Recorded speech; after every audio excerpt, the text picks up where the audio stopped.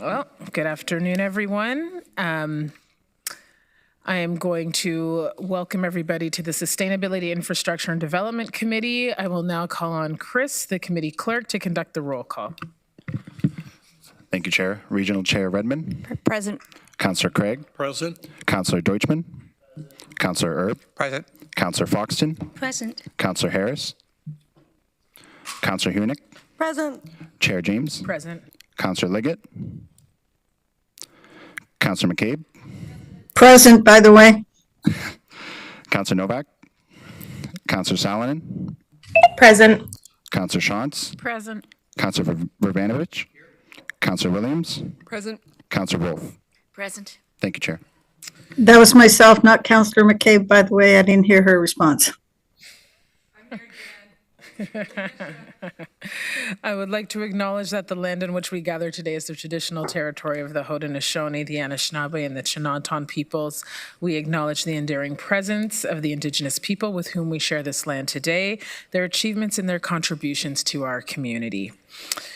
I would now like to entertain a motion to reconvene into open session. Do I have a mover? Councillor Foxton, seconder, Councillor Wolf. Please use your e-scribe.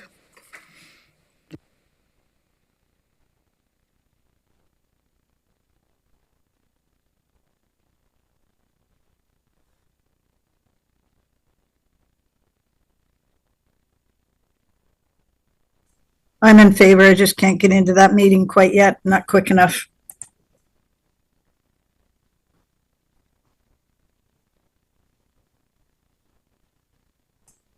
Okay, that carries. Are there any declarations of pecuniary interest?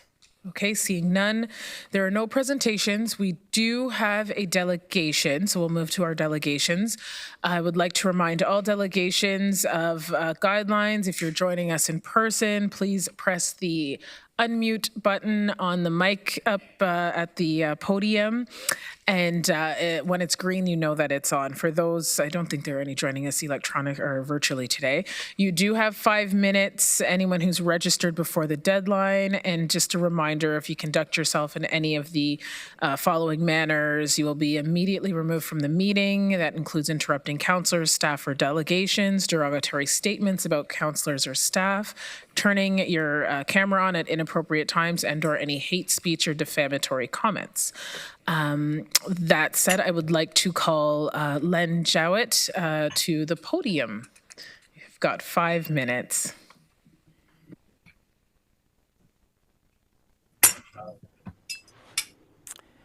Madam Chair, councillors, and guests. I'm Len Jewett, a business person who loved farming. I owned and operated BLT Farms, Inc., a large poultry operation, a lovely part of my life. I retired in 2017. I was the director for the GDG for 2 terms. I am not representing GDG today. I am the third party, the volunteer, the independent fundraising initiative guy. In 2020, magic happened on the GDG rail trail. A rail trail of 132 kilometers from Goderich to Guelph was now available to enjoy. And had that magic not happened, had not taken place, we would not be meeting here today. Prior to 2020, this bridge thinking would have been difficult as the rail trail heading west beyond Milverton was so overgrown, walking was almost impossible. I was a major part of that magic that happened in 2020. With my own equipment and attachments, I was asked by GDG to clear 70 kilometers of rail trail from Millbank to Auburn, a 5-month journey from April to August. I donated my time and my costs. The Stone Dust crew followed me, and many, many, many volunteers made a vast difference. So magic did happen in 2020. The newly opened 132 rail trail allowed all ages and abilities to now experience the beauty. So 4 years ago, of the 3 major river gaps, I chose to focus on the Conestoga River. The dangerous detour along the 86 highway presents an accident waiting to happen. This is why I'm here this afternoon. It is my absolute pleasure to have been working alongside Albert Hoving, your regional Waterloo representative assigned to work with me. I was instructed that this would have to be a third-party development project. I had many site meetings with engineers. I engaged with local companies, Natural Resources Solution Inc., the Environment Assessment. We did water species. We looked at bats in the Belfry. GM Blue Plan Engineering Limited, a highly recommended engineering firm, did the tunnel study and completed engineering plans for the tunnel. GM Blue Plan also did the early evaluation on the river bridge and then invited Doug Dixon, associates, to assist. Iron Bridge Inc., they have provided the bridge design and manufacturing. These are the highest, the most respected local businesses. All the designs are built to the Ontario 75-year specs. Our design takes focus on the historical preservation, the environmental impact, preserving the beauty of trees and the vista over the valley, honoring the Aboriginal land rights, accessibility for all, and respect of the cost structure. We are way past the conceptual drawings. We are tender ready. We are spades in the ground ready. We answered the questions of how to. We know our costs. The funding concerns, without the approval of the Region of Waterloo to proceed, funding remains parked. The interest is strong. G2G has designated funds collected already for this project of over $90,000. My wife Brenda and I have pledged $3 million towards this project with restrictions in place. Additional funding streams need to be explored. G2G today has just completed the Blythe Tunnel west of Blythe on County Road 25 for a total cost of $414,000. A huge monument moved by allowing now safety to travel under a dangerous road. Investments along the trail are also accelerating. New accommodation, new log huts, bed and breakfasts. Many thousands of dead ash trees were removed. Safety first. 10,000 new trees have just been planted. Yes, in 2020, the magic happened, and the usership is exploding. New development continues. This project is critically needed. 122 meters, 400-foot gap creates a dangerous detour or a full stop. As with the Blythe Tunnel, the investment removes the barriers, provides now for safety, and excitement is overwhelming. My 4-year journey alongside your Regional Waterloo staff, Albert Hoving, was a memorable experience. Wellesley Township Councillor and Mayor Joe Nowak and Rick Luigi, as CEO, were supporters from the first day I walked into their office. And Councillor Jim Erb was my compass when I first started to navigate my journey through the Region of Waterloo. I thank you all for your support. So in conclusion, it is my commitment to continue with the relationships. It is my hope that the vast amount of work already done to complete it into this project can be evaluated and built upon. The magic, the investment of 2020 gathered vast support, and it continues. May we too make an investment for safety, for accessibility, for the vista, the enjoyment of all ages and abilities. So today I ask you for your support to make this project a reality in 2025. Join me and many, many, many others to make this dream come true. We need you as a partner. We need you today. Madam Chair, I thank you for this opportunity to conclude. Thank you, Mr. Jowett. Any questions from council? Not seeing. Oh, just a comment, if I may. At this, I just want to thank Lynn for taking the time, and this has been a passion for you. I know you've mentioned it's been 4 years since the inception of this. Yeah. You mentioned the $3 million commitment. I believe there's, and I'll get to that maybe a little bit later, but I think there's other funds that can be had, and then there's some provincial funding now that we can look at to maybe enhance that pot of money a bit. So I just wanted to point that out. I'll get back to that a little bit later, but once again, thank you. And I don't know if there's any questions. Councillor McCabe, we do have a few, Mr. Zhao. Councillor McCabe. Thank you, through you, Chair. Thank you, Len, for coming in and for your tremendous support of this trail. I was just sharing that friends of mine a few years ago were trying to go on the trail and encountered weeds that were nearly as tall as them. So thank you for improving it. And I think you're right. There's lots of great tourism opportunities when you have, like, cycling tourism is certainly a growing market. So thanks for your contributions. And if I heard you correctly, I'm wondering if I heard you correctly, you and your wife donated the $3 million? That is correct. Wow, that's extremely generous. Thank you very much. I just also wondered if you could, as I read the report a few days ago, so correct me if I'm wrong. Were you want the trail to be 2.4 versus 3, or could you just unpack that a little bit? And the difference between what the region was suggesting versus what your group was designing. Could you just sort of explain that a little bit for us? So the reports that have been done by our engineers are all working on Ontario standards of 75-year projects. So they have to hold up to be able to be sustainable for 75 years. So what becomes a dollar and cents issue is whether we go to 2.4, which has been, I think, our standard bridge designs for most of the GDG rail trail.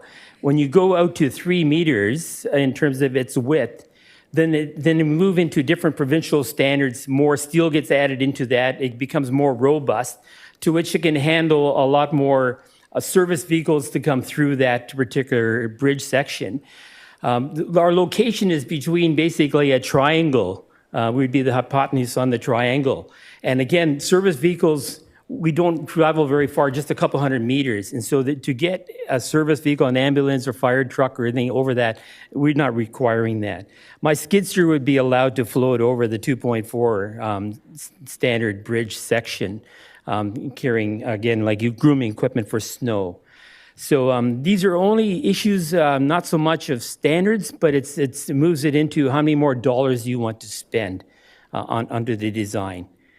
These are things that we sit down in a room with the engineers, my engineers and your engineers, and we talk about that, where we want to go. You would be, you're recommending 2.4 versus 3 meters. That is correct. Okay. For sure, yeah. Okay, thank you. Thank you. Chair Redmond. Thank you. Clearly, this is a passion project for you. I'm here. Yeah, thank you. And I really appreciate your commitment. You know, I think back to a joint delegation that Mike Murray and I made a few years ago with many other municipal representatives along the G2G trail. And I would have to tell you, I think it's probably one of the most effective delegations I've ever participated in at the provincial level. You mentioned that you're not here representing G2G. You're here as, I take it as someone who's very passionate about this project and obviously has put a lot of their own funds in it. Is there daylight between you and the G2G, or why are you not representing them? So the interest is a very good question. So I love G2G very much, and they love me very much. I assume that. So the reality is that this is a regional Waterloo project. And so then again, I had to approach it from the standpoint of now no longer sitting on the board of G2G. I was no longer speaking. I was no longer the voice of G2G. But the passion became strong for me because suddenly recognizing that we're sitting on a time bomb just waiting to happen. Somebody's going to get hurt because that 86 highway is absolutely dangerous. And of all the 3 different bridges that we wanted to deal with, I chose that bridge. But I'm working on my own. I had to go in and try to drum up support for local monies to put towards the engineering documents. And I knew that G2G was saying, yeah, we want this done. But again, it became more difficult really in the sense of how to negotiate through the region to understand where the home is going to be for us. It's been 4 years, and I'm here, and I'm enjoying it immensely. Thank you. Well, Great opportunity for me. I'm glad you're here, and I really commend your passion and your continuing support of Sure. this. It's one thing to build a bridge. It's another thing to maintain it in perpetuity. Sure. And you've already answered my second question, which is sort of what's the time imperative, because I sense that there's wind at your back and why you're here saying you need our help and our participation now. And you talked about the safety. Are there any other compelling reasons why you feel that now is the time is of the essence? So I talked about 2020 being the magic. And so again, if it did not happen in 2020, we wouldn't be having this meeting. So now we're starting to see more word of mouth, more people getting out, enjoying the beauty, the distance, the vistas. So these little obstacles along the way, like the Blythe Tunnel we just talked about, that was a showstopper. People would not go beyond that. If you were handicapped, you would not go beyond that. Today that we've answered that question. It becomes a safety. People can do it safely. So the same thing with your particular project. Once we invest, it'll be a floodgate. It'll be opening up the gates. It'll happen. Just think of all the tourists that are already now traveling, but it's only the diehards that are going to jump on their bike and go down the 86 highway and go up Powell Road. It's now our time to make that a safe journey. It'll be an accident waiting to happen for us. I know that.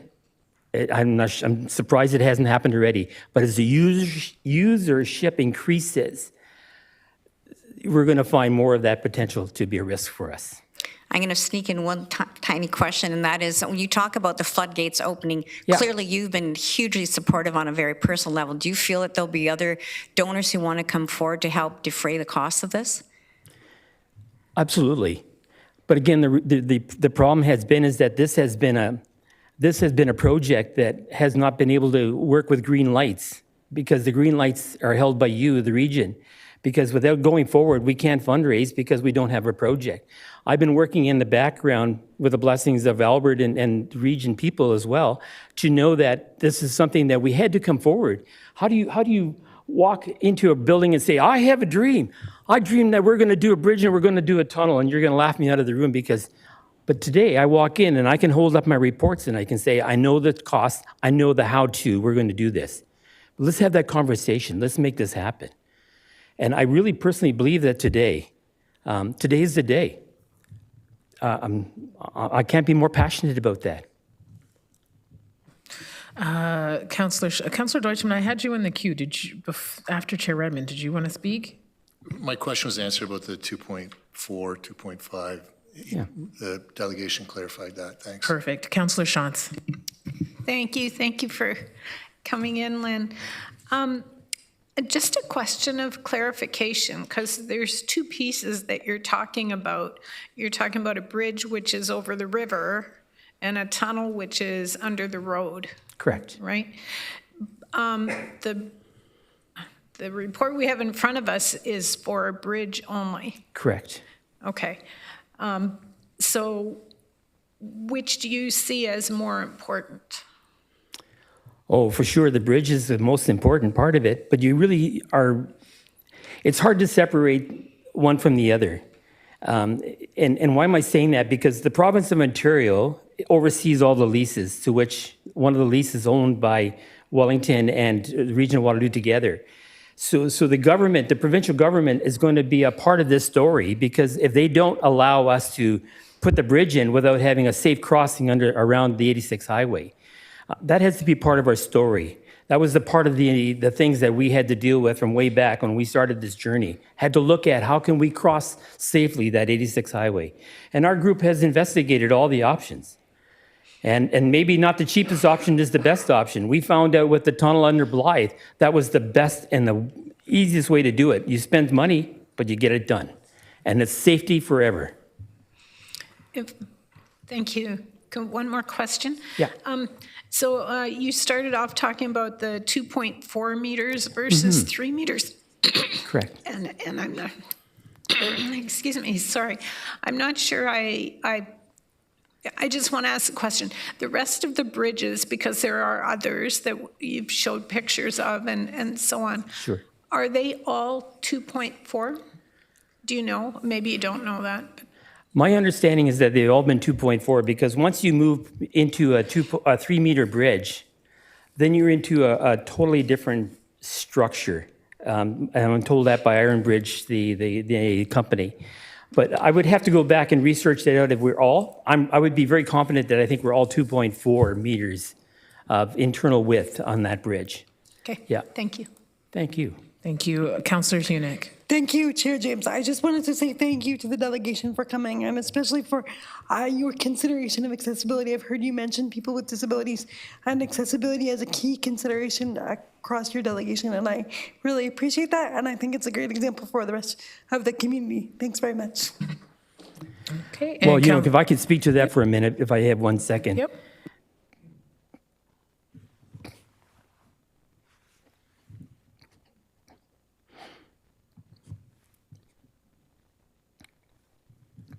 I can't. Whew. This whole thing is about you.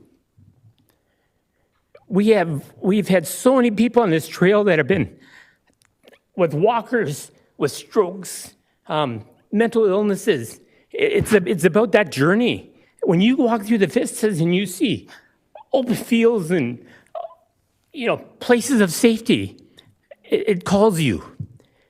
And this trail, this 86 highway crossing and the bridge will be a go-to place for you. Guarantee it. And that's especially exciting because there are so few nature trails that are actually fully accessible, so I really do appreciate that. And thank you for your Absolutely. heart. Yeah. Thank you. Councillor Deutschman. Thank you, Chair James. So I just want to clarify I guess the issue is financing the remainder and responsibility. So like I've been involved in community fundraising before too. We raised over $2 million for the North Dumfries Community Center. So I appreciate, like your donation is like beyond what anyone in any community could hope for. Like that is top of the line. And I can appreciate that because you haven't had certainty about what's the size and what is it going to be exactly and what's the overall cost, it holds you up from doing it more fundraising. Are you spearheading the additional community fundraising, or is there a group of people that are doing the fundraising? So I want to be really clear about that. We can't do any fundraising, whether it's G2G or ourselves. And I'm just an independent third-party volunteer guy. Right. And so until we get full green lights from you that we have this project and we're moving forward, if that is going in the papers tonight, then we're saying, wow, we can fundraise on this. Now we can go out and talk to the industries, we can talk to the people, we can knock on the doors, we can do the tough work. But we haven't been able to do any of that. Right. So the monies I was knocking on doors for was to basically go through very tough communities with the old orders and the David Martin order, friends of mine. They are not willing to really reach in their pockets for this kind of a project. So finding the person that would be willing to give the $20,000, $30,000, $50,000, or $100,000 to do the fundraising for just the engineering project, it's been difficult, but we did it. And now the floodgate will open up and we get green lights from you because people want it. Right, that was my point. You're doing the fundraising when you have the green light, but it's you Sure. and your team of volunteers. Okay. Yep. So just so I'm clear, what does green light look like to you? Like, what is green light? I mean, unless staff can tell me what green light or Joe can tell me what green light means. Is that the motion is green light? Yeah. Okay, all right. So I don't you've know what seen the green light looks like. Yeah, I so you've just know seen it's the been 4-year motion. journey looking for that light. Yeah, so you've seen the motion and what's in the motion, that's all you Yeah. need to get going. Correct? I think that's correct. Thank you. Okay, Yeah. all right. Okay, thank Okay. you. Thank you. Councillor Foxton. I was just going to respond to Councillor Deutschman, but yes, it's just the green light is the region willing to move forward. And once that happens, that's a memo of understanding with the committee. Thank you. Okay, Councillor Erb. Thank you. If you would have known Len when he was younger, he would have been a very enthusiastic person. That has seemed to wane a bit over the years. My question would be for Mr. Regier to respond, or someone from, I talked to Jennifer yesterday on the phone, how staff would proceed given the motion that we're about to deal with.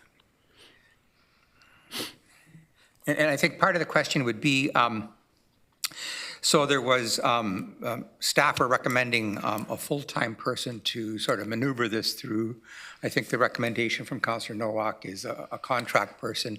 And how that would happen, how the oversight would be from the region, how we would be able to move that through the system so we would meet the the intent of the motion.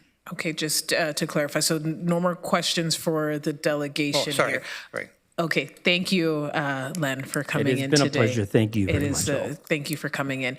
So with that, similar to I think what happened today, I think we're going to pull, if it's okay with council, there's no opposition to this, pull the motion that Councillor Noack has brought forward, and then Councillor Erb, you can ask Rod any questions and any other councillors if there are questions. Is everyone okay with that? I'm going to second Joe's motion. Okay, if so, we're okay with that. So we're going to update the agenda. Joe's motion, you've put it forward. Councillor Foxton has seconded it. Okay, so now you can speak to your motion and then. Okay, Rod. So okay, all right. So Rod, you introduce the report and then we'll get to the motion. Okay. Okay, thank you very much, Chair James. Yes, and thank you to Len for his presentation and his passion for this project. It's very infectious and it's very exciting, and it has been a major piece of community infrastructure that the region has been pleased to engage with. As Council heard, the region and Wellington County together hold about 45 kilometers of the lease of from the province of the 132-kilometer trailway that runs between Guelph and Godrich. The lease that we're responsible for does establish the process and the liabilities for engaging in major works, and so the other party that's important in this process is the provincial government, which we need to work with and communicate with.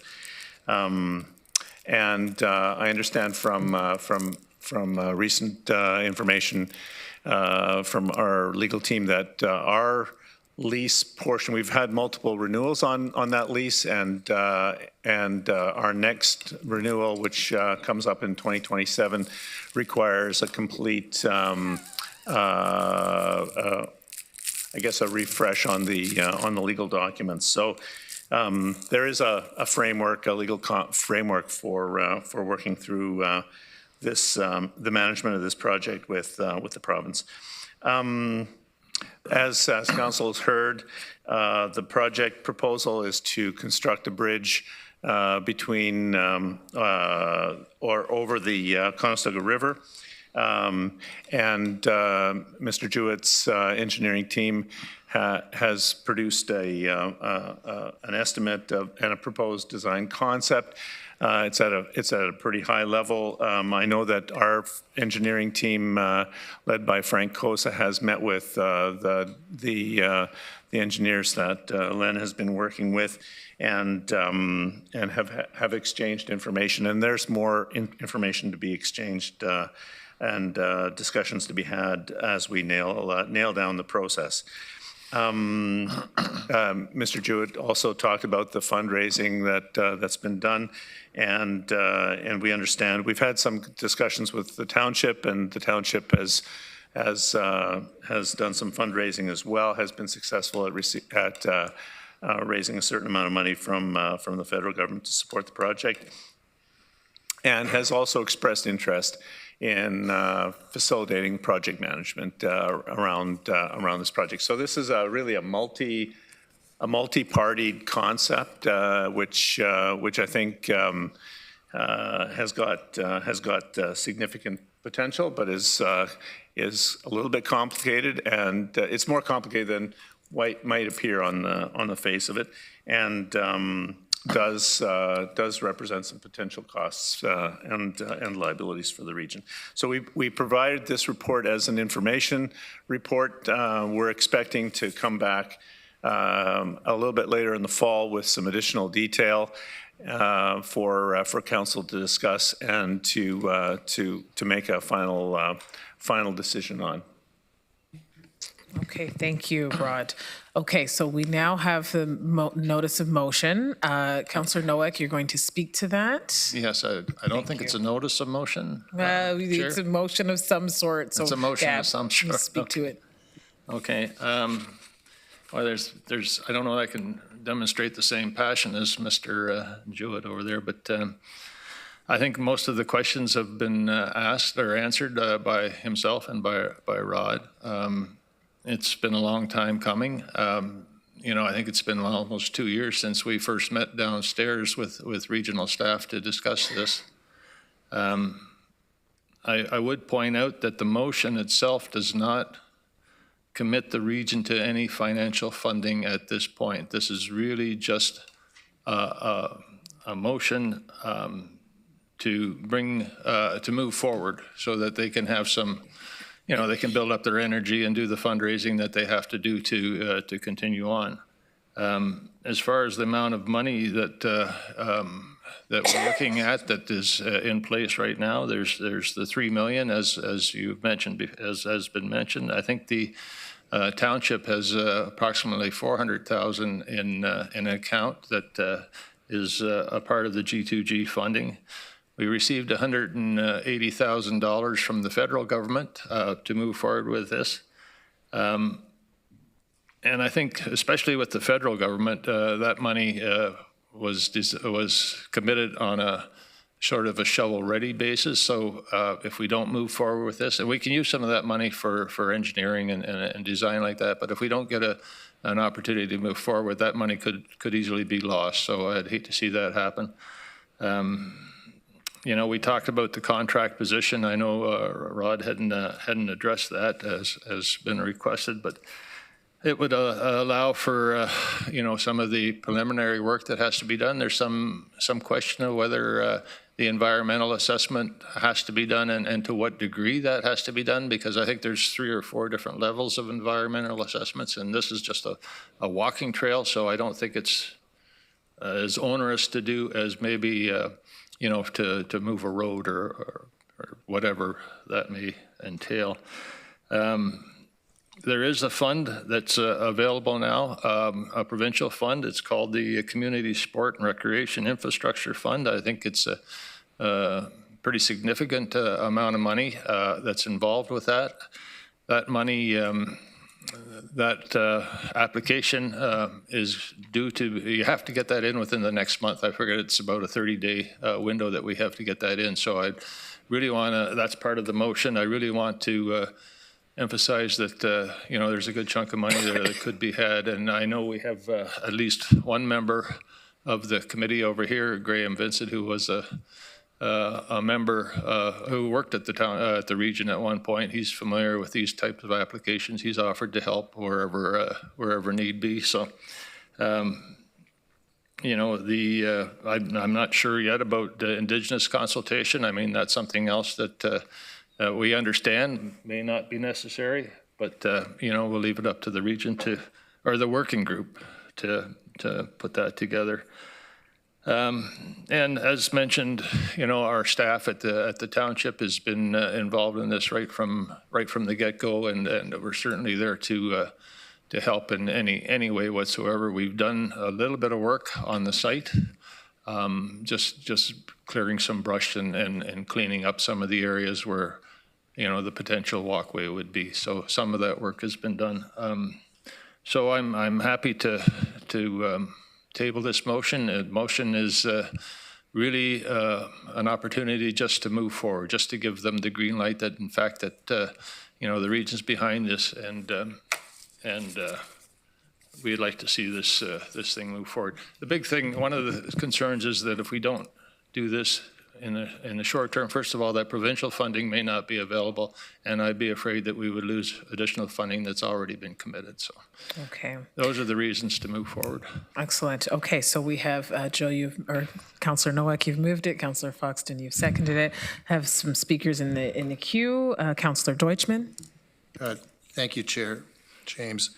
Joe and Mr. Jewett, I'm going to speak to you because you're a passionate advocate here, but I don't see this as a green light, just so we're clear. The biggest thing in this motion is it's clarifying the 2.5 and the 3. That's probably the biggest clarification we're getting in this motion. But the staff report outlines 3 options. We're not even addressing those 3 options that is in the staff report, which is for information purposes. I don't even know if this is in our capital forecast. I don't know what the cost is and where the other funding is going to come from. I'm happy to move ahead in some fashion to make this happen as soon as possible, but there are massive unknowns here in this proposal. I appreciate Councillor Nowak's motion, but which option from the staff report is being proposed here? There's the one where Wellesley takes it on and builds it, and then the region maintains it. There's the one where the region does everything. And then there's the third, just check here. Well, the third is not supported at this time. So I think there's some passion for this project. There probably would be consensus around the horseshoe to reduce it to 2.5 to reduce the cost, despite what staff might say about safety, et cetera, if there's other parts of the trail that are using 2.5. But I just know when you're going out to speak to fundraisers, you're not going to be able to tell them the cost of this project. You're not going to be able to tell them who's actually building this project. And you will not be able to tell them when this project is going to start based on this motion. I don't see this starting in 2025. It's not even in our capital forecast as a region. So those are my concerns about this concept of green light. I appreciate the passion. I'm happy to support something today to move this forward for some more clarity in the process. But I just want to say there's I don't really know where we're at on this. Mr. Greer, I don't know where we're at on this thing with respect to this motion and the report. I think we're going to need a little more guidance from you as to what's going on with respect to this.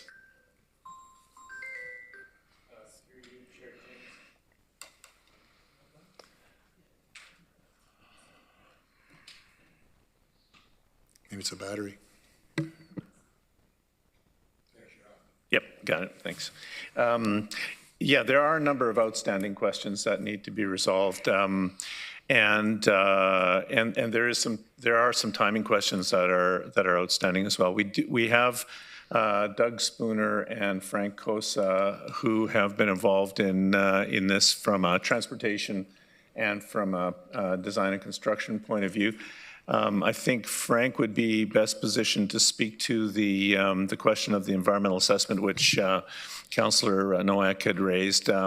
Which process we would need to work through. I suspect that some of these questions do take a little bit more work, and that's why we've suggested we'll come back with a more fulsome package that can inform a council decision sometime later this fall. But I would ask Frank to speak to the question of the environmental assessment process, and then I know that our legal team has, we've been working on the question of the lease and what kind of process we need to go through in order to modify the lease to allow this type of project to take place. So.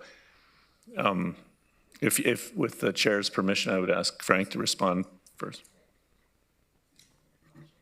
There we go. Thanks, Rod. Through you, Chair James. We've looked at what kind of environmental assessment would be required here based on the fact that we're building a bridge or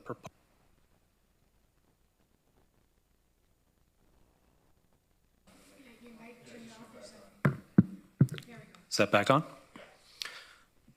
Sorry, I'll start from scratch. We've looked at the environmental assessment required here based on the fact that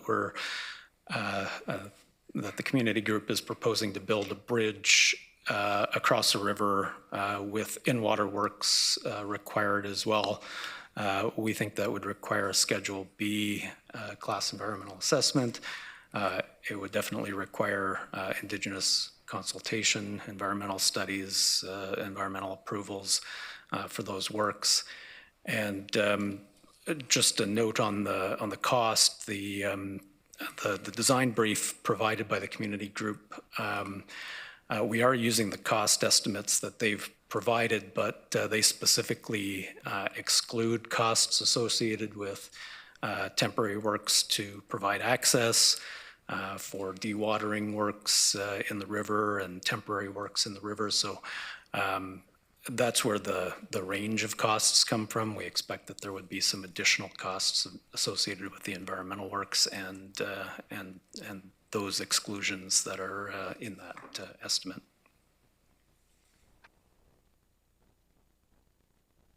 So just to assist in moving the matter along with some clarity, can council, for example, Mr. Regier, can we say to you, as a council, we're fine with, and I see 2.4 and 2.5 in this motion, so I'm not sure which is which, but one of them, can we come back and say, look, as you're moving forward to investigate the next steps, costs, and timetable, can we give you guidance and say, we're fine with the 2.5? Is that something we can say?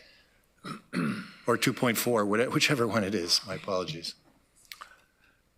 Through the chair, this is definitely a transportation question that I would defer to either Doug Spooner or Frank on, and it would be something that, well, I will. Having said that, I would suggest that would be a response to that is something we could bring forward in a report that council could make a final decision on. But I would maybe over to Doug and Frank. Yeah, thanks, Rod, and through you, Chair. So, Councillor Deutschman, you were right in your statement that this is not currently reflected in the 10-year transportation capital plan. So those options were intended to present adding it to. Your point is also correct that we do not have absolute cost certainty at this point. So to add it at this point would be a bit premature. So, thank you. But the question, I appreciate that. Thank you very much. But the question is, can we give guidance and say, as you're doing your review and coming back, can we say, we're comfortable with the 2.5, so come back to us with numbers at a 2.5 width, for example, versus a 3. But but I'll defer to Councillor Nowak on that question. I'm just trying to get something to move forward here as you all do your work to come back to us. Councillor Nowak, do you want to respond to Councillor Deutschman? As I mentioned early, Councillor Deutschman, the motion does not commit the region to any funding at this point. I mean, we're going to have to, we're looking for a way to move forward so we can start the fundraising and do the work that's involved there. And if you look at, I think it's the third last, be it resolved that staff be directed to work closely with the partners, including the KBT Steering Committee, Township of Wellesley, County of Wellesley, Wellington, G2G Trail, and community volunteers to present a viable, reasonable design options and standards for this project, including a width of 2.4 meters that meet Ontario engineering standards, et cetera, et cetera. So really what we're asking is that people actually get together and start talking about this in a very serious manner. Once again, it doesn't commit the region to any sort of funding at this point. It may down the line, and I can't guarantee that it won't, but this thing will, if we get to this point, eventually it'll have to go out to an RFP, and then we will have a very firm idea on what the actual costs are, but we have to get to that point. And this motion will just get us to that point. That's all it will do. Yeah, and we're on the same page, just so we're clear. You and I are on the same page on this. I'm asking, is this clarifying the 2.4 moving forward so staff can come back with what we need? That's, you just said exactly what I've been saying.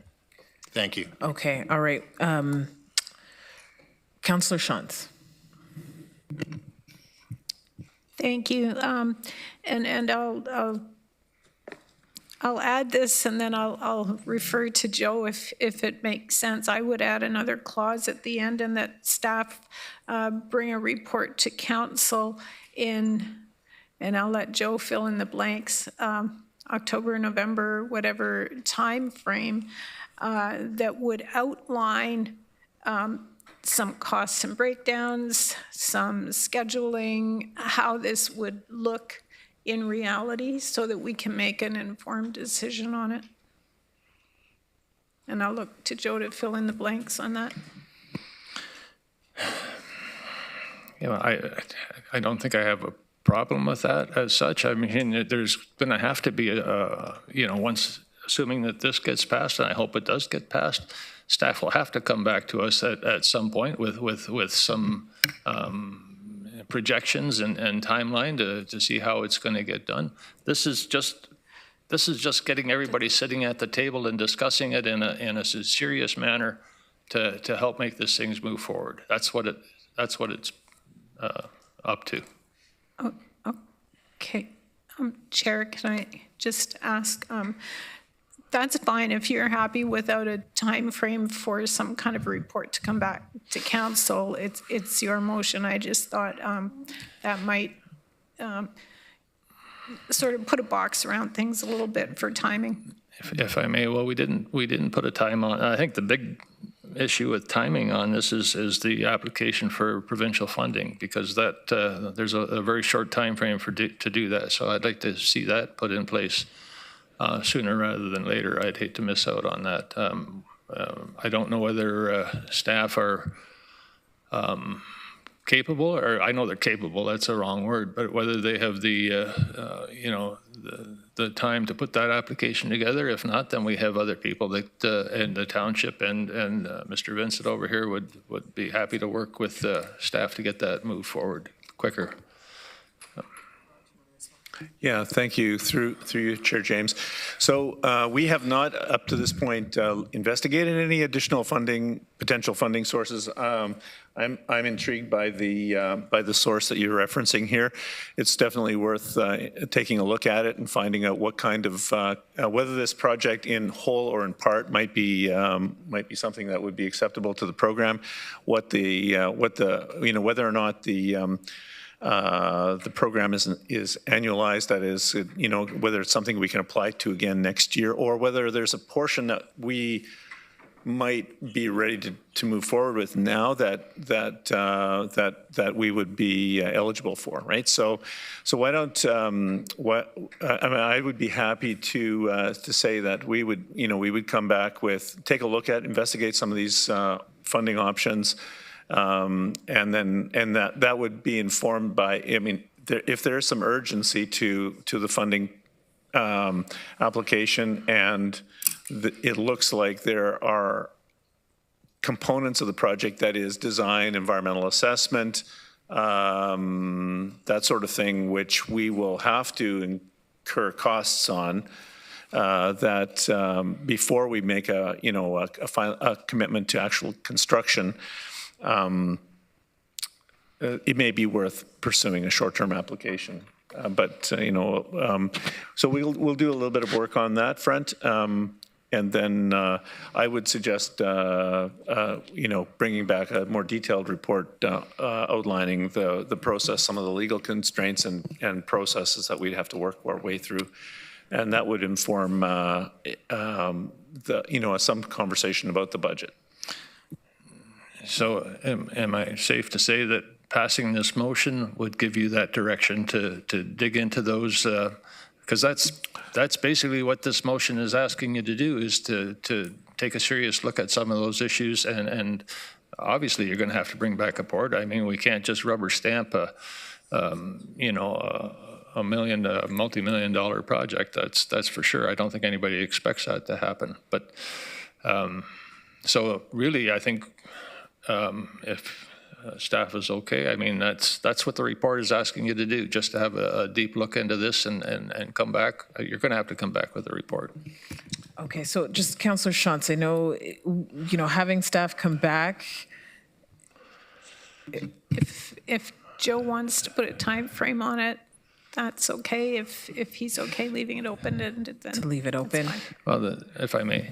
Yeah, go ahead, Joe. So we have indicated that in an ideal situation, we'd be able to actually break ground on this project in July. I think there's some, some concerns with regard to GRCA and environmental issues when you're into a river flow, spawning fish and all that sort of thing. Maybe I should ask staff, you mentioned you would be coming back in the fall with a report to address some of these issues. I'm happy with that. we're in the fall now, or we're very Okay. close to the fall. So a month and a half. Okay, so I Just so with some preliminary, assessments. Okay, so there's a couple of things happening here. I just want to make sure we're all together here. So, there's the impression that this isn't going to cost staff or staffing in that regard. It looks like there's a lot of staff resources that would need to be applied to this. I'm conscious of that, the ability for staff and the resources available. Commissioners Spooner or Rod Regier, what does that look like in terms of addressing this? The other thing is regarding some of this funding from the province, and if staff are even aware of what the parameters are, and if there are any what are the parameters? Is there actual documentation and all of the things necessary to put in a fulsome report in order to qualify for funds, as well as looking at additional funds? Again, that would take time as well.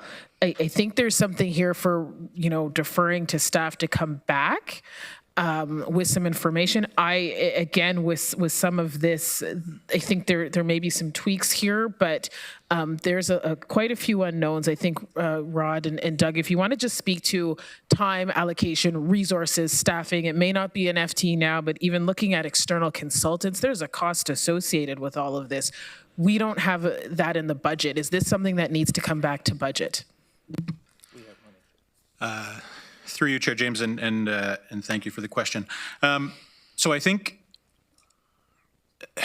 the motion in itself doesn't require at this point additional funding or an FTE. What it will do is it will place it into the transportation capital plan as a pre-EA capital project. So we'll assign staff to it. It will take resources. We'll defer a project at the end of that list to another year, so that the impacts of that will be fairly minimal. The timing and how quick we can move question really hinges on this environmental assessment. So the G2G team has done a significant amount of work on what I would call evidence building towards an EA, but that EA hasn't been started. So that's really the question on, do we need it? There's additional elements to that EA that would be required, Indigenous consultation and others. So the timelines with an EA, if required, likely push construction into 27. Without could be as soon as next year. I would err on the side of the other. The provincial funding, we haven't had the opportunity yet to explore what a provincial funding application looks like. Normally, those require an in-process EA or some evidence of project start. Normally, they like them to be near completion. But I think listening to Councillor Nowak, and the intent of the motion is to get that started and to assign staff resources. I think that's a fair starting point, and we'd come back with a report based on what we learned from that exploration. Okay, Chair Redmond. Thank you, Chair James, and I think you're doing a great job of navigating a whole bunch of things spinning plates at the same time. I just want to say to Len and the people here supporting him, this stuff always takes way longer than you want, so I appreciate your frustration. I think there's violent agreement that we want this to move forward, and I think there's consensus on that. Not unlike some of my colleagues, I was wondering who decides on what level of EA is acceptable, and I'm not clear on that. I love the whole partnership proposition in here, but I'm not sure who gets to decide that. And the community sport and recreation infrastructure money, is that something the township would get? Because that's not our wheelhouse at the region, and I would assume that we wouldn't be eligible for that.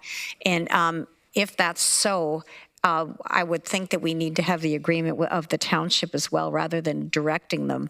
So I don't know if that's the money that the township already has in their bank account or something they're going to apply for. So to my way of thinking, referring this to staff, understanding that there will be budget implications and it may push some projects off, that would be really good information for council to have as we go forward. But I'm in support of this project moving forward, and I'm in support of the spirit in which Councillor Nowak brought it forward, but I would think that I really need to hear from staff and have a little bit more clarity, not just on the width of the bridge, but who decides whether it's the duty to consult, whether it's the EA and the level that needs to be. I think that kind of clarity needs to be gained by council through a staff report before we move forward with the next substantive piece of this. Okay, so Chair Redmond, what I'm hearing is a refer back to staff with a fulsome report that encompasses kind of the EA, all of the duty that goes into, that would need to go into this to submit applications. And who decides? I mean, if this truly is a partnership, we needed to figure out who, at the end of the day, has the final arbitration position for the level of EA or the duty to consult. Okay, so just in speaking with staff, so looking at a timeline of around November for that to come back. And that's just with the staff direction. Look at Rod, my do you want to speak colleagues. to I that? think looking at Frank and Doug, I think we certainly can't because the October cycle is, the reports are all in the works now, and we need some time to pull some of this information together. So I think we'll look at bringing this forward to November, which would be early enough that it could help to inform the capital budget before we make a final budget decision.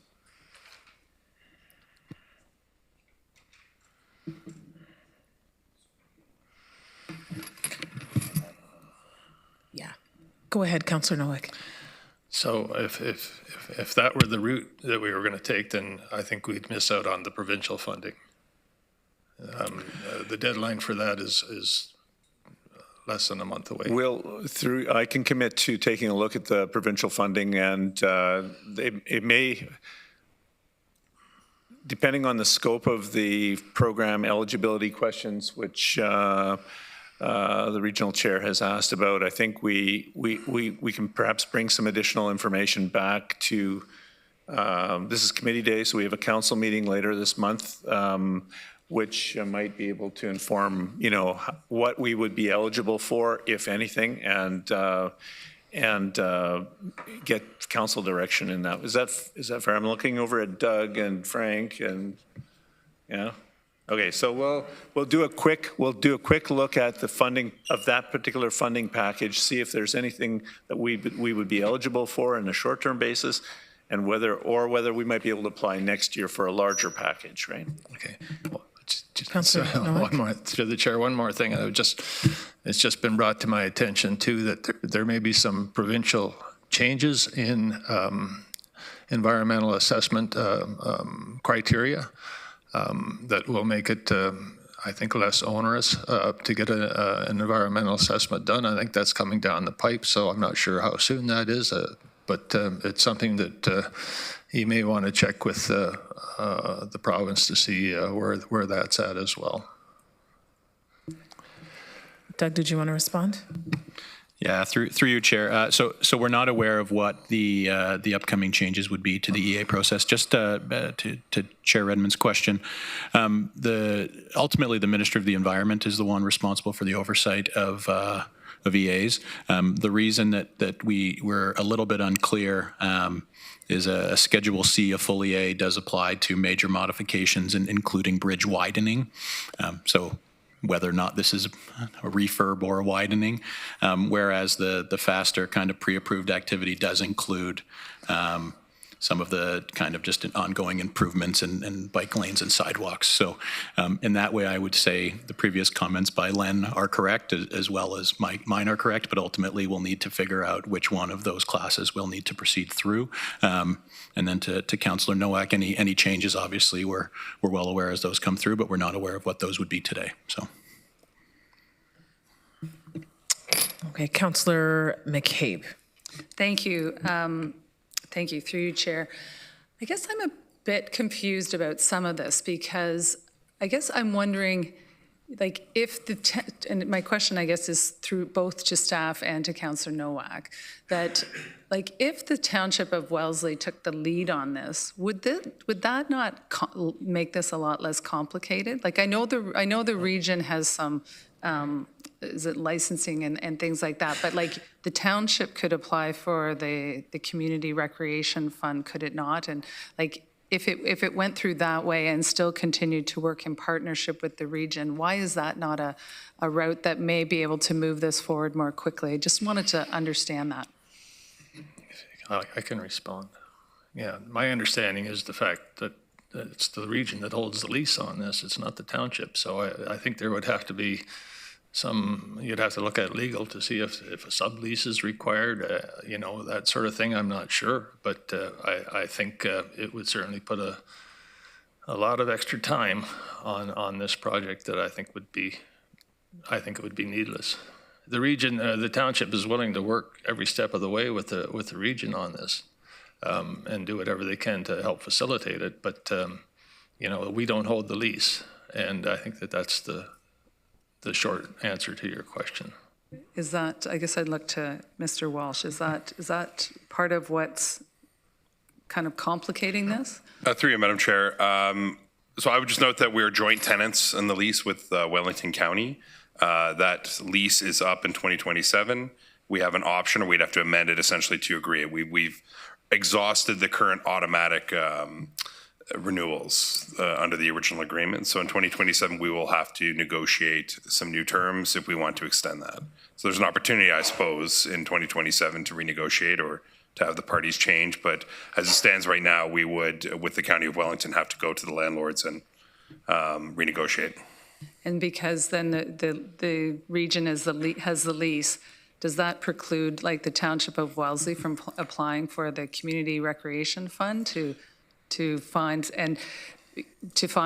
see, like, because you're saying there's only a month or so before the deadline, like does it all have to flow through the region? I guess I'm just wondering kind of, I think we're all, as Chair Redmond said, we want this project to move ahead, but I'm wondering, if there's things that the Township of Wellesley could do and could lead that might move it forward more quickly than because of some of the processes and timing and the capital budget and things like that at the region. Do you understand what I mean? So I thought that you might have more flexibility. I thought I gave you the answer when I said it's the lease. But no, but my follow-up question is, because they own the lease, does that stop you from applying for the funds and things like that? Well, correct me if I'm wrong, but I think you're going to have to look at the fund itself and see what the criteria is for applying for that. Whether, a sublease can apply for it or not, I don't know. I mean, that would be up to staff. I guess I'm just wondering if that's something that the township could take on because of the time pressure. Councillor McCabe, we'll let Doug clarify with that. Through you, Chair. So a quick bit of research on the fund. So the requirement for the application is proof of ownership or lease. So we, the region, do have that proof of ownership.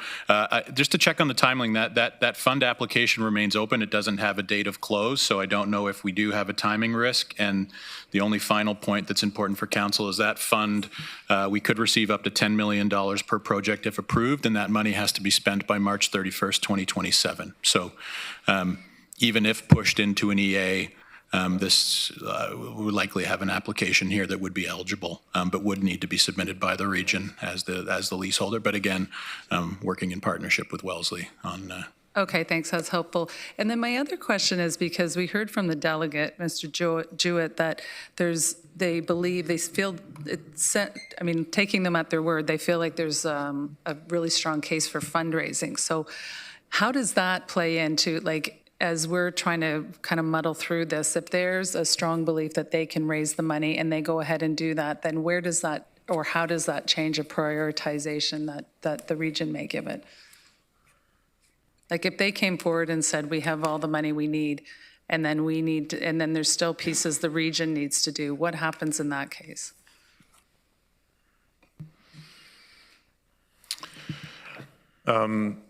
Yeah, through Chair James. So I believe that we still have a decision to make as a regional council about whether or not to move forward with the project. I think as was discussed earlier, clarifying the nature of the project, actually getting to the point where we know what project would be built, and that the environmental assessment conditions have been met, would be essential to complete the fundraising project. So I think it will, clarity on all of this will facilitate the future application for funding. It would also facilitate additional fundraising to close any gaps that may be out there. But one of the things to keep in mind as the holder of the leases that we will acquire the liability for long-term maintenance and replacement of the bridge in the future. So it is a decision point for council. Okay, I have a few more speakers in the queue. I just want to follow up on Councillor Shantz and an amendment to the motion now that we have some language. Just want to share this on the screen for everybody. Councillor Sullivan, I see you're next in the queue. Councillor Shantz has put forward an amendment. I believe, Councillor Nowak, you are in support of this amendment that, and I'll just read it, and that staff be directed to bring a report to the Sustainability, Infrastructure and Development Committee on November 5th to outline cost, breakdowns, and timelines associated with this project, and further that staff provide a report on provincial funding on the September 25th council meeting. I'm okay with that. You're okay with that? Thank you, Councillor. Okay, so that's been moved by Councillor Shantz. Councillor Nowak, you want to second that? I don't need it. Someone else has to? Okay. Councillor McCabe will second that. Okay. And so now there's discussion on this. Councillor Salonen. Oh, just.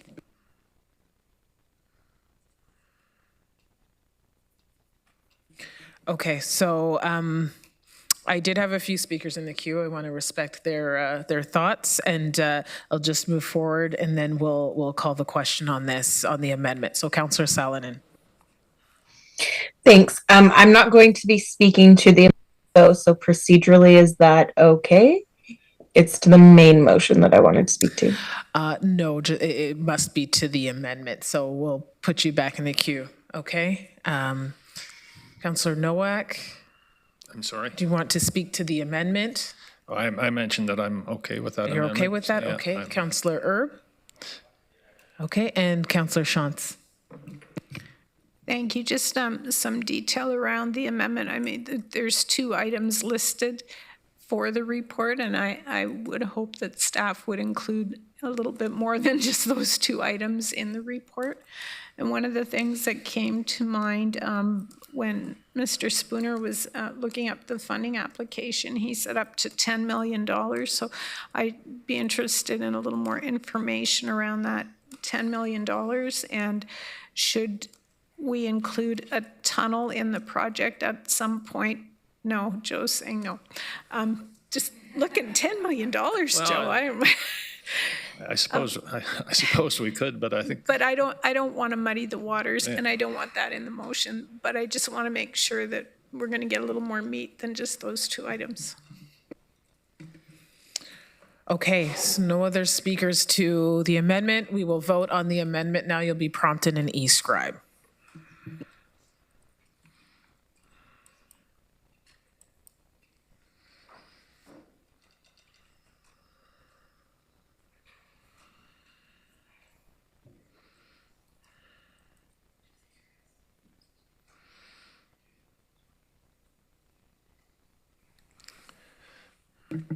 Okay, so that carries. So now we did have speakers in the queue to speak to the full motion, the original, and then now as amended. So Councillor Salonen.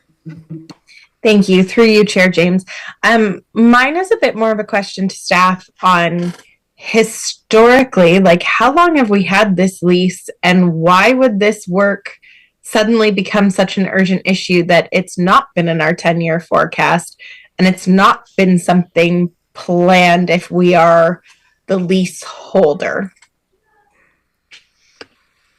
Thank you, Madam Chair. It's a great question. Excuse me, sorry. It's a great question, Councillor. I don't have the exact date. I'm not familiar with this file. I wasn't involved in it early on. I can get that probably to you in real time in a few minutes and circle back. What I will say, though, is that given that we have extended this several times, it's a long-standing lease and it's about to expire in 2027, and we are looking to renegotiate and extend further, but that would require some probably some changes to the terminology of the agreement itself. So it is a long-standing agreement. I can't speak strategically on the business side as to what's planned for that, but I would say 3 years out, we're still in good shape to renegotiate any of these terms as part of the new lease.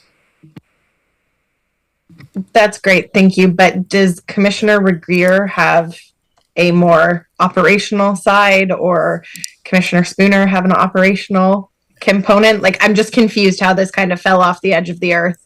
And now we have Wellesley Township who wants to move forward, a very engaged community who wants to move forward, as well as, although the time sensitivity may or may not exist for the provincial funding, I do believe that Councillor Nowak was pretty clear that there's substantial community funding that is dependent on this proceeding forward or not. Otherwise, people will withdraw their funds.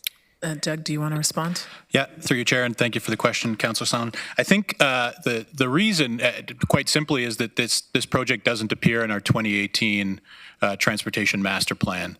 And the reason for that is that it's not at its core a transportation project. So when we do the prioritization of people and goods movement, this falls more into a recreational, so it's just not a typical regional project. It wouldn't have come up in our master plan. And so, which is why you're seeing it emerge in this way. Thank you. Okay, thank you. Thank you, Councillor Erb. Thanks, Chair James. There's no question that everybody wants this project to move forward, and understanding the value it is to the local community and as a tourism attraction. Councillor Nowak and I went from one end to the other end, and just for transparency, it wasn't on bike or by foot. It was a guided tour, and to see the value of this and how it connects this geographical area is quite significant. One of my observations from the beginning of being involved in this project is who owns it. Like, there's G2G has been involved, the County of Wellington, the Region of Waterloo, the Township of Wellesley. It's been driven primarily, I think, by community volunteers. And like, at some point, do we have to say, this is who owns this project, and that's who gives it the leadership to get going, so that we're not into the questions that we're into today? And I don't have an answer to that. I don't know how it happens, but I'm wondering if one of the things that could come out of what Councillor Nowak has suggested is that we try and come up with some kind of a framework of who's responsible.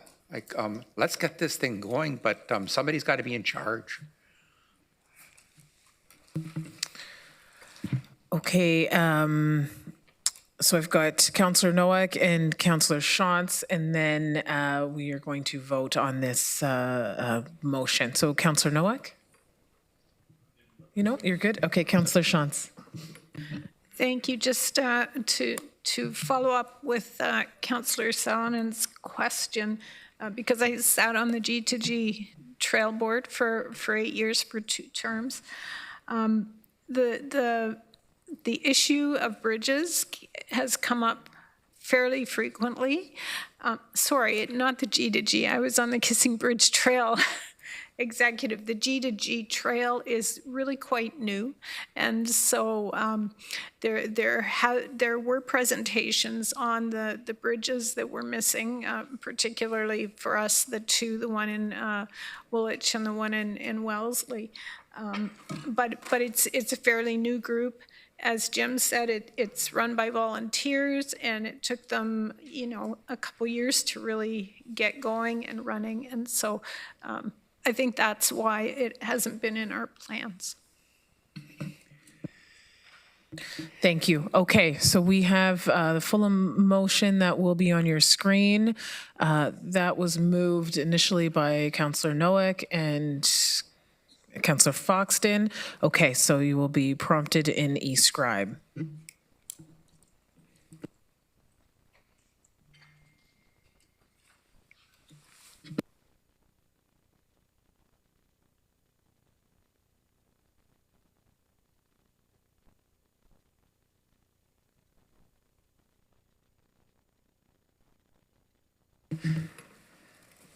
Okay, so that is carried. Good discussion, and I think we're all supportive. We want this to move forward, Councillor Nowak, okay? And thank you to the delegation who came in today. All right, we are going to move on to the consent agenda. We need a mover and a seconder for the consent agenda. Councillor McCabe, Councillor Craig, you'll be prompted in does anybody want to remove anything? No? Okay, you'll be prompted in e-scribe. I am in favor.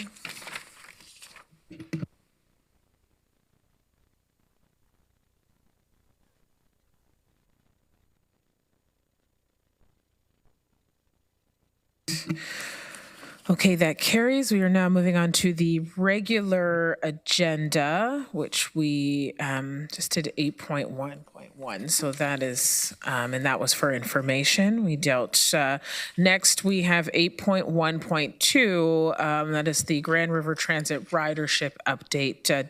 Doug, do you want to update us? Thank you, Chair James, and through you. Just quickly, with any opportunity to speak about transit in the region, I want to start with a thank you to the tremendous GRT team, our operators, maintenance staff, customer service agents, and all the other staff that help us deliver great trips. I'm honored to speak to you today and have this opportunity, but I do it with a tremendous team behind me. Council, this is yet another good news report on transit. Ridership continues to grow in 2024. We're forecasting a year-end record again of more than 29 million boardings. This is an increase of approximately 20% from last year. What this means is roughly 125,000 people are riding our conventional service every day, and an additional 575 people are riding our Mobility Plus services. If we want to scale that, that's approximately the Kitchener Auditorium filled 16 times. So a really good playoff run, and we do it every day. As ridership continues to grow, we're also really focused on reliability. On-time performance is improving throughout this year. We're up 4.6% over the same period in 2023. We're now sitting at just under 75% and anticipating with some of the network changes on runtime, we'll continue to see this improve. Mobility Plus is also seeing improvements in trip availability. We've got a 37% decrease in under-delivered trips. This means that we've been able to deliver 17% more trips compared to this time last year. You'll note that the report, and especially the chart that you're seeing, is a year-to-date report. So we are showing 3.4% undelivered versus our target of 2.5%. However, in the last 4 weeks, that's been 1.2%. So some considerable improvements. And just a reminder that an undelivered trip is when a customer requests a Mobility Plus trip and we don't have the availability to deliver it. So, Council, a bit more on how this is happening, because it's due to your support. So, with the budget approval last year, we've added more trips, improved connections, and reduced overloads on a number of key routes. We've got a new service serving YKF and the Cambridge Business Park. We've got new Sunday service to Elmira. We've got new Sunday service through Kitchener's Idlewood neighborhood, and we've got the new late-night service serving the Loop. We've just finished a number of full business plan engagement sessions over the past 2 weeks. We spent more than 20 hours promoting transit to new and returning students. And the improvements to the Mobility Plus under-delivered trips have been made in 2 different ways. So optimization of the canceled subscription trip rides and ensuring they are available in our on-demand pool. And additionally, Council, you will recall that late last year you approved a 2-step project to improve our Mobility Plus scheduling software. 2 weeks ago, we completed step 1, which was the upgrade, and we're now starting into relook of that entire software, which again optimizes trips for our customers by making the best use of drivers and vehicles. In October, we'll be sharing what we heard from the public about their interest in transit in the future, which we gathered during our first round of the business plan. And finally, just a comment, because I'm sharing some really good news about Mobility Plus, but I do want to leave you with the message that we're not done. So we're continuing to look at one key area, which is subscription trips. So 2 ways to get a ride in Mobility Plus service. You can request a subscription trip, which is a reoccurring trip that happens at the same time every week. or you can be in that on-demand booking in that window that opens up 7 days in advance. So getting that mix right is really critical, because obviously you've got people who have recurring trips that they need, and then you also need the on-the-day capacity. So we're moving that number around. We're aiming to have no more than 65% of trips delivered by subscription. We're currently at 60%, so we're trying to find that right mix.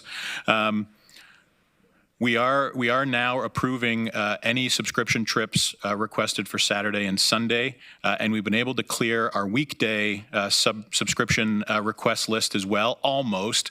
We still have some challenges in the morning and afternoon peak, which will require some additional resources and will be part of our budget submission upcoming this fall.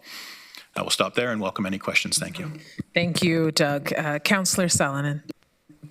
Thank you very much for the report, Doug. Very exciting to see GRT on a whole is thriving again this year. I did just have some questions about the statistic used for collecting the lowest performing routes. I see that it is said it's based off of offboarding per hour. Can you explain what exactly that means? Yes, thank you for the question, and through you, Chair. So I maybe should have a comma in there. It's based off boardings per hour. So a boarding is anytime somebody gets on and off a bus. That is even in transfer. So a boarding is somebody getting on the vehicle, and then boardings per hour is obviously the measure. There are some different ways to measure this. That doesn't account for the cost to run the route. So obviously routes with a lot more frequency or a lot more span of service through a day are more expensive. This simply takes the view of number of people getting on the service. So it will show you the popularity of the route. It won't necessarily suggest the cost efficiency of the route. Okay, that's great. I was just wondering too, as the Wilmot route is a very long route, geographically speaking, with few stops. So it takes a while to get, that hour versus a more city center focused route. I'm just wondering if there is any consideration taken there. Really, where my ask is coming from is obviously with budget coming up and different asks in the rural areas for increased transit and different transit, I'm just looking to see if this traditional transit model is best, or if we should start considering perhaps other options, which I imagine all the research you guys are in the middle of doing will inform that better, but just trying to understand that. Yeah, through you, Chair, and Councillor Salonen, you've hit the challenge of presenting information. So this is simply taking a look at boardings. As I mentioned, it didn't look at cost recovery or the length of the service, the cost to deliver. And you're absolutely right. The underpinning of the township transit strategy, which is in development right now, actually members of the public can comment on grt.ca, is looking at a different way of doing things. So running a big bus along rural roads, picking people up, at significant stop spacing is not the way to deliver an efficient transit service. So that plan's looking at on-demand type services. It's looking at circulators within settlement areas, and it's looking at connectors back into the core of the network. But it's absolutely looking to do that. How do we deliver this most efficiently? Because we know today that it's not a big bus. So thank you. That's great. Thank you. Councillor Hunick. Thank you, Chair James. First of all, I want to commend the GRT team for making considerable effort to incorporate the feedback of able-bodied and disabled customers, both in the GRT business plan as well as the Mobility Plus business plan. I'm happy to use the words of Chair Redmond this morning. We are trending in the right direction, but as Doug mentioned, we are not reaching the capacity that we yet need to reach. For those who don't understand, folks who are not granted subscription trips are calling day after day after day, hoping they can get a ride to where they need or want to go. And that's also contributing to our administrative and booking costs. So I just want us to keep that in mind as we roll into budget season. Thanks. Councillor McCabe. Thank you. Through you, Chair. I just wanted to say, I have a comment and then a question. Sorry, I just lost the one thing I was going to quote. Sorry, one of the things I just wanted to say was this is really good news, and kudos to you, Doug, and the team. I know Neil Malcolm's here, and I don't know who else, if there's anyone else here today, but really good news. And I was listening to a podcast on CBC just a couple of weeks ago. I was just trying to pull it up here. And the podcast was called Transit Death Spiral, Canada's Transit Death Spiral, something like that. And it was talking about, the challenges, the significant challenges that, as they said, big cities across Canada are having in advancing large transit projects, but also just transit in general. And as I was listening, I kept thinking, why don't you come and talk to the region of Waterloo? Like, we're seeing a lot of success, with, we're one of the I think we're the only mid-sized community in North America that's got a really successful LRT. So, kudos to everyone that did that. We were investing in public transit and bike lanes and all kinds of things. So it was just in real contrast, this podcast that I was listening to when they were talking about things that are happening in some of the other big centers, and how challenging it is for transit. And, it's just such a different story here because we are investing, and we do have people like you, Doug, and your team in transit services who are really trying to be innovative and find ways to get people on the bus and on the ION. And once they do, certainly my experience has been it's a much better service than people may be thinking. So kudos to you. Two questions.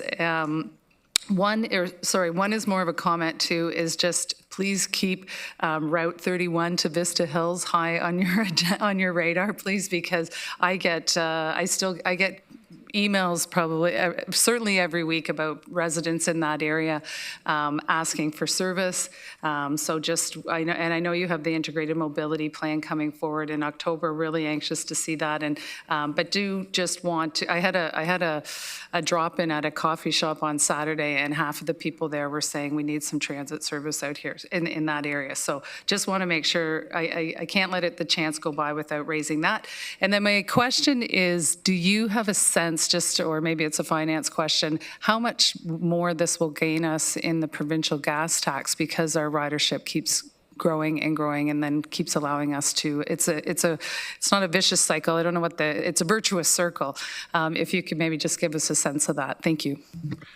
Yeah, through you, Chair, and thank you for the comments. We feel the same way. We're really proud of our network here and the investments that Council's made to get it where it is. In terms of the provincial gas tax funding, so the way to think about that is it's a pie shared across the province, and then based on the percentage of ridership that we contribute to that entire provincial pie, we get that sliver of money. Last year, that was $14 million, so a significant contribution. We've estimated that through this year, likely around $1 million. But again, because we're watching other systems grow and shrink and perform well or poorly, we don't quite know. So we're estimating an increase ongoing as the ridership continues to go up, but we won't know that number until the day we receive the letter from the province. Thank you. Thank you. Councillor Verbanovic. Thank you very much, and thanks for the report. Certainly very exciting news to see the growth that we're experiencing on a sustained manner in the community. I know others have not necessarily seen that that same sort of return post-COVID and the growth that we've experienced. Obviously, the great news of seeing Conestoga added this year is probably going to help in terms of the coming year as well around usage. Just in addition to the Vista Hills comment, I just want, as we sort of look going forward, I do know that we're having, and have had for some time, some requests both from the Hindu temple in Bridgeport and the Sikh sort of at the Kitchener Township border out on Highland Road in terms of access. We know that this is a segment of the community that has grown quite substantively, and those needs continue to be there. So I just want to flag that in terms of when the report comes forward for strategic growth going forward. Thank you. Thank you. Doug, do you want to respond to that? I know we had a discussion about that request as well. Yeah, and thank you, Councillor, and through you, Chair. So I think Councillor Verbanovic and also Councillor McCabe, you both picked off our challenge, right? Our challenge is we're a good service, we're a popular service, and people like us, and that comes with requests. So we're seeing through the business case engagement a lot of requests, and they're not all simply geographic. Geography is one type of expansion. Time span, so later service into the evenings, more service on weekends, midday infill service. So there's a lot of requests there. And then those that pop up from the growth that the region's experiencing. We find routes that suddenly become crowded because populations and how they live and travel have moved. So I'll talk to you a little bit about the approach, because obviously we're gathering that through business case engagement, but we're also seeing petitions and other things. So the example is quite simply, I or my team will go. So next Friday, I'm going to ride the bus. I'm going to go out and do the walk, check the distance. I'll meet with the community members who are the requesters in that case on the petition, and we'll talk through potential options, and then they'll be presented to council through plan and budget. So that is the process. So you know, the feedback through grt.ca is obviously welcomed, but you know, the community wants to tell us where they want transit, and we're excited to hear it. So that's a bit of the intake process and how we work through those. Thank you. Okay, thank you. And Doug, thanks to your team, and a shout out to the night loop driver that was Insta famous a few nights ago. Incredible to see the uptake and the trust really in this service. There's still always work to improve, but people trust our service, and that's the most important thing. Okay, so moving along, as that report was for information, we are on to the council committee tracking list. You all received that. Is there any other business from anyone? Councillor Foxton. Thank you, Chair. Just, we were talking about the funding, because I know we applied for the recreation funding. The due date for the application is, I believe, October 29th. I just sent the information in to get the answer. October 29th, the application has to be in. Okay, thank you. All right. Any other business? No. So our next meeting is October 8th. I will need to adjourn this. Okay, moved by Councillor Wolf, seconded by Councillor Foxton to adjourn the meeting. Please use your e-scribe.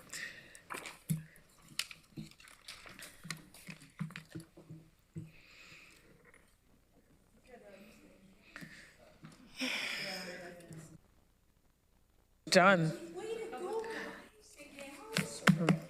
Councillor Verbanovic, you're good? Okay, all right. That is carried. Meeting